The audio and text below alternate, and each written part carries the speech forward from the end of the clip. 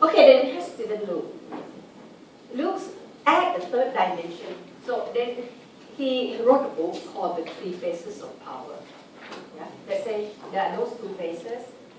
Yeah? FACS, not phrase, face, three faces of power. This is the third phase of power, third dimension, which is Latin dimension. This one is more about preference shaping. When you are able to change people's mind. Yeah? If you have power to change people's perception, about things. If I manage to change your idea that sociology is interesting and easy, then I feel very powerful. Yeah? And that is best way to use power. Because this kind of power really people don't know. Because people don't know that the idea has been changed. So you don't see conflict. Yeah. This conflict will be without, this kind of power will be without conflict and will be latent. Latent means it doesn't manifest itself. It's hidden. It's always hidden kind of power use or conflict. Okay. Who else talk about power? In fact, Carson Smith had theory of power. And he did that mainly because there was criticism against structural functionalism, especially Durkheim. That Durkheim did have theory of power. When power is one of the keys to sociological problems, yeah, there are four key problems, right? Social order, social change, relationship, and power. Then Durkheim didn't have power. Then he did add. He said, yeah, God, we can explain power. What is power? Power then is an ability.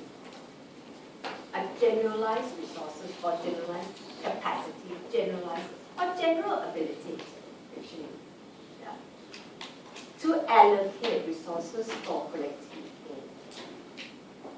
gain.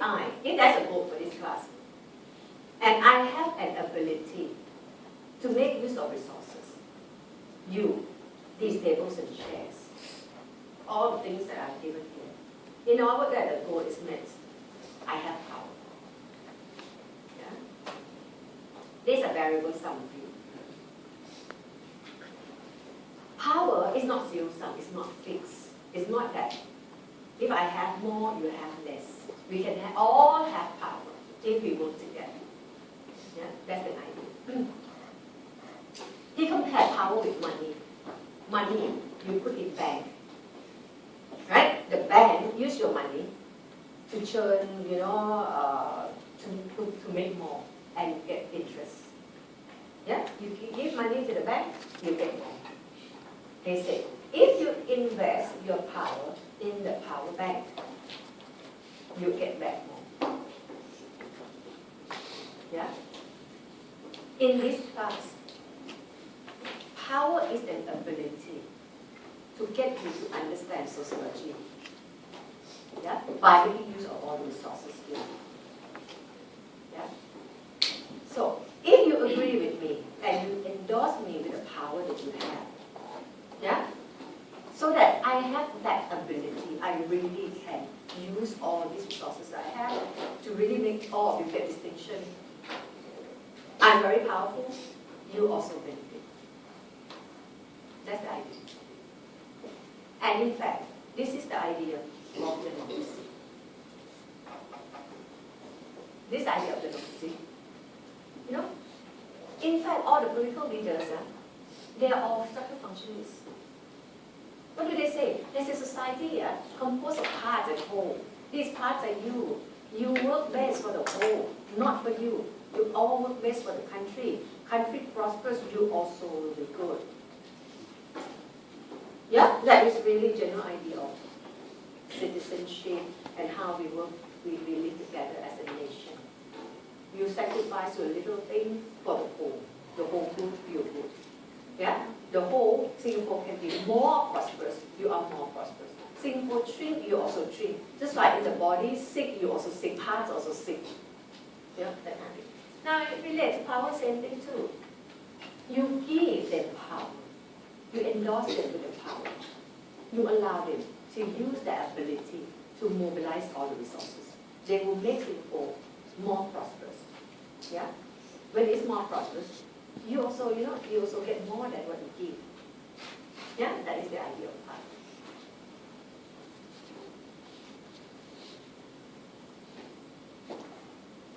Okay, so those generally are the ideas of, in fact, how you define power. There are different definitions of power.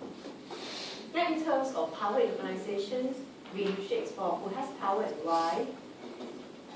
Yeah. Some sociologists are skeptical with the simplistic view that power is vested in the position in the organizational hierarchy.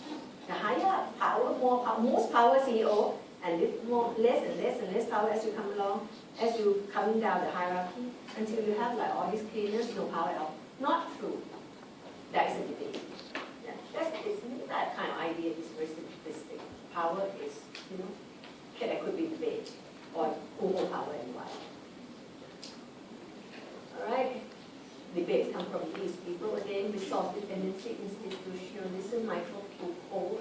Foucault will be the last guy. I'm not sure whether we actually need him. I don't see the need of him, but somehow the syllabus put him in here.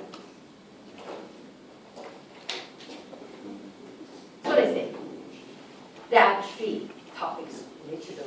I say it's not just 3. Yeah, I give you 5. Form, size, structure, function, operation. Yeah, but the subject guide said emergence, strategy, and power.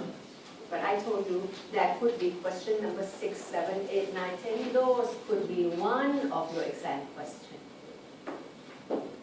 Yeah, so we don't know what question they're going to ask us. So, therefore, this lecture will focus on these perspectives rather than on topics, because we just don't know what topic they're going to ask us in the exam. So we need to focus on these perspectives. So that whatever question they ask, they may ask form, structure, operation, emergence, strategy, power, or even why are sociologists interested in this organization? Yeah? Or how organization is affected by the environment? Yeah? It's not directly from those, Okay, so we're going to look at these perspectives and the topic for debate. The topic, what are the topics? We will focus on emergence, strategy, and power to follow the subject guide. Yeah? These topics will be examined within each perspective. And today, we'll try to do one. This perspective is called population ecology.